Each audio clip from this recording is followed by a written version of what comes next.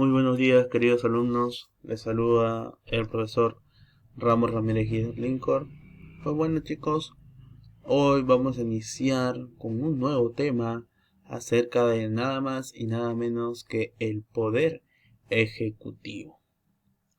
Pero antes de hablar del poder ejecutivo, primero tenemos que saber cómo se creó el poder ejecutivo, cómo nació el poder ejecutivo. Para ello, chicos, primero tenemos que saber los deberes del Estado. ¿Ya?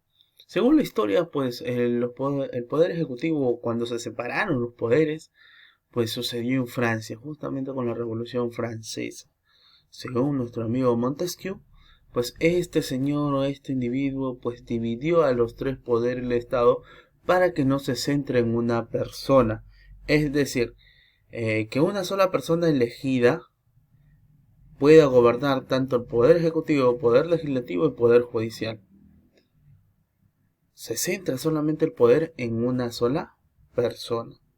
Entonces no hay nadie que pueda sacarlo. ¿Por qué? Porque él domina estos tres poderes del Estado. ¿Ah? Entonces, es como nace, pues no, el poder legislativo, el poder ejecutivo y el poder judicial. Pero primero vamos a hablar del poder ejecutivo.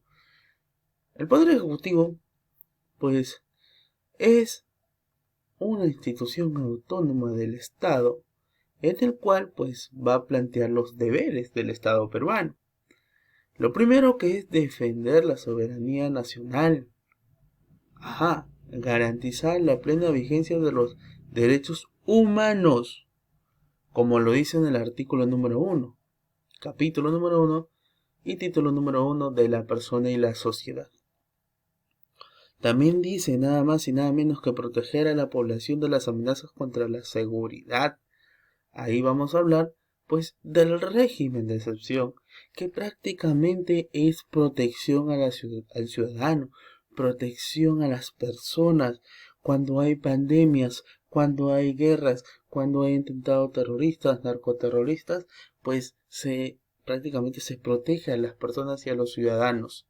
Recordemos que existen dos tipos: estado de emergencia y estado de sitio. Estado de emergencia es lo que es pandemia, también lo que viene a ser guerras, ¿no? Guerras, pero en esta ocasión, en pocas palabras, son catástrofes, ¿no? Con la naturaleza. Y el estado de sitio pues sucede por mediante guerra civil, invasión, ¿sí? Bien, también desea promover el bienestar integral y equilibrado de la nación. Es decir, el Estado tiene que proveer riqueza para que su pueblo pueda vivir y para que su pueblo pueda abastecerse, alimentarse, criarse y sobre todo pues respetar su constitución política del Perú. También nos dice que el Estado va a establecer y ejecutar la política de frontera y promover la integración. Efectivamente, el Estado tiene el deber de proteger nuestro territorio peruano. El territorio peruano no solamente es la parte del suelo, sino también el aire y también el mar. Ustedes se preguntarán, profesor, ¿esos tres elementos también? Sí. ¿Por qué? Muy aparte de la nación que lo componemos cada ser humano, cada persona dentro del país, del territorio, somos una nación, ¿sí? Y nuestro territorio nos pertenece a cada uno de nosotros.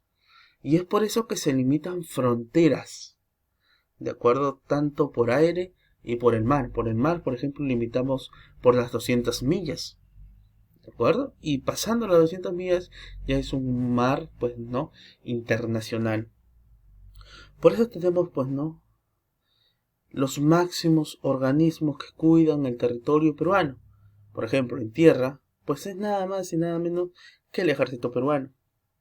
En el aire es la Fuerza Armada del Perú. Y en el mar es nada más y nada menos que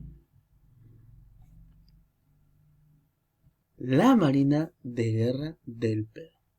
Pues bueno, chicos, entonces son deberes del Estado de proteger al ciudadano y sobre todo de respetar su soberanía, que es sus leyes, su constitución. El gobierno central nacional está conformado por estos tres tipos, ¿ya? Estos tres poderes del Estado: poder ejecutivo, legislativo y judicial. Son órganos constitucionales que lo vamos a encontrar en la Constitución Política del Perú, en la estructura del Estado. ¿Por qué se dice que el poder del Estado pues es un sistema presidencial y que solamente nos representa? ¿Por qué? Porque el hombre o los ciudadanos votamos, elegimos a un representante durante 5 años, después elegimos a otro, ¿ya? Y sobre todo, pues los poderes del Estado son separados por ejecutivo, legislativo y judicial. Hoy vamos a hablar un poco acerca del poder ejecutivo. El poder ejecutivo es el máximo poder, es el órgano de gobierno encargado de hacer cumplir las leyes y disposiciones pertinentes para un buen funcionamiento de los servicios públicos en procura del bienestar colectivo, es decir, de la sociedad. Está integrado por el presidente de la República y el Consejo de Ministros. Hoy en día el presidente de la República pues es Francisco Sagasti, un presidente que nosotros no escogimos, sino que el Congreso impuso. Recordemos nada más, en el 2016 se escogió al presidente Pedro Pablo Kuczynski, que dio como vacancia pues no a ese Congreso tan nefasto que hemos tenido. Pero lamentablemente Pedro Pablo Kuczynski renunció, no le dieron vacancia. Posteriormente teníamos como presidente a Martín Vizcarra Cornejo. Él nos acompañó hasta el año 2019 y posteriormente pues no. Posterior al 2020, ¿sí? Cerró el Congreso por motivos de corrupción, por motivos de atribuciones que no le competían a este Congreso. Cerró el Congreso, lo disolvió, llamó a consulta popular y la población reaccionó escogiendo a un nuevo Congreso, nuevos congresistas. Son los que hoy en día están actuales, ¿ya? Ahora, cuando se cierra el Congreso, ¿sí?, se llama nuevamente a elecciones. Son atribuciones del presidente de la República, ¿ya? Son atribuciones del presidente de la República. Posteriormente, este Congreso nuevo saca al presidente Martín Vizcarra Cornejo y coloca al presidente Merino, porque él era o comandaba, era el presidente del Congreso. Y él así que pasaba a asumir la presidencia del Perú, ya que Mercedes Arao, como tercera vicepresidenta, renunció a su cargo. Entonces, y al expulsar y a sacar a Martín Vizcarra Cornejo, queda libre el puesto. Entonces, el presidente del Congreso puede ser dado como presidente de la República transitorio hasta convocar las nuevas elecciones. Lamentablemente este presidente duró solamente 3 días y después fue expulsado por la misma población. Y ahora, hoy en día, pues es el actual presidente que nos representa, nada más y nada menos que Francisco Sagasti. Este señor o estos señores que se lanzan a la presidencia tienen que tener como requisito principal para ser presidente tener 35 años más, ser peruano de nacimiento, gozar de derecho de sufragio, estar inscrito en la RENIER. Ajá, profesor, ¿esas 4? Sí, esas 4. Profe, ¿y cuáles son los atributos del presidente de la República? Muy bien, te lo explico. Cumplir y hacer cumplir la Constitución, los tratados nacionales e internacionales, las leyes y otras disposiciones legales que se refiere a esta persona. También puede hacer esto que refuerza el carácter democrático del Estado. Dirige la política general de nuestro Estado. Dirige el mensaje a la nación. Declara la guerra y la paz y firma la paz.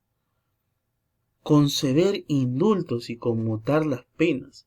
Los famosos indultos, chicos, es dar la atribución a los que están encerrados en cárcel y que todavía no cumplen condena puedan salir libres. Solamente el único que le puede ceder el indulto a un preso es el presidente de la República. ¿De acuerdo? Muy bien. Son atributos del presidente. Vacancia presidencial. ¿Cómo podemos sacar a un presidente nefasto, profesor? Podemos sacarlo como vacancia presidencial. Uno puede darse vacancia presidencial por prácticamente muerte del presidente de la República. Otro puede ser permanente incapacidad moral y física declarada por el Congreso, es decir, el presidente no es apto. Aceptación de su renuncia por el Congreso, lo que hizo Pedro Pablo Kuczynski, que presentó su renuncia, y al igual que Merino también presentó su renuncia exigido por la población. ¿Ya? Salir del territorio nacional sin permiso del Congreso o no regresar durante el plazo establecido también pues provoca destitución. ¿De acuerdo? Es decir, el presidente de la República, para que pueda salir del país o viajar por todo el país, tiene que pedir permiso al Congreso. Y les menciona y les dice, ya, voy a salir de viaje 20 días por todo el Perú y en 20 días regreso a mi puesto de presidente. Y si no llega esos 20 días, pues es dado en vacancia. El Consejo de Ministros prácticamente es un organismo que ayuda al Poder Ejecutivo, donde integra pues no el Premier o Primer Ministro. Y los ministros de Estado, los demás, están encargados en diversos sectores públicos que prácticamente va a empoderar al sector peruano. Muy bien, chicos, entonces hemos hablado bastante del Poder Ejecutivo y pues lo vamos a resolver en clase. Así es que nos vemos, chicos, cuídense y no te pierdas esta clase. Chao, chao.